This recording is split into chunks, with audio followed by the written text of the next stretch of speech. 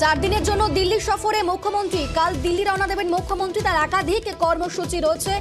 সোমবার দলীয় সাংসদদের সঙ্গে বৈঠক রয়েছে, তারপর তার একাধিক কর্মসূচি রয়েছে। আমাদের সঙ্গে রয়েছেন সোমরাজ। সোমরাজ, মুখ্যমন্ত্রী কোন কোন কর্মসূচি রয়েছে? দেখো, আগামীকাল দুপুর 3টের সময় কলকাতা থেকে রওনা দিচ্ছেন মুখ্যমন্ত্রী মমতা বন্দ্যোপাধ্যায়। এই সফরে একদিকে যেমন তিনি দলীয় সাংসদদের সঙ্গে বৈঠক করবেন, তেমনি বৈঠক করবেন প্রধানমন্ত্রী নরেন্দ্র মোদীর সঙ্গে।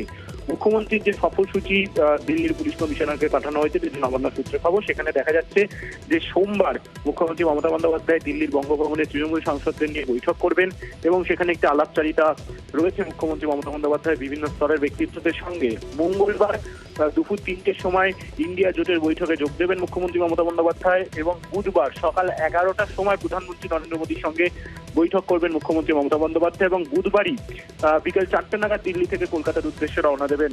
মোট 4 দিনের যে কর্মসূচি দিল্লিতে মুখ্যমন্ত্রী মমতা বন্দ্যোপাধ্যায়, তার মধ্যে মোট 3টি বৈঠক রয়েছে এবং আগামীকালও দিল্লিতে যখন পৌঁছাচ্ছেন মুখ্যমন্ত্রী মমতা বন্দ্যোপাধ্যায়, আগামীকালও একটি বৈঠক হওয়ার কথা রয়েছে মুখ্যমন্ত্রী মমতা বন্দ্যোপাধ্যায়, তেমনটাই সূত্র মারফত খবর। বেশ,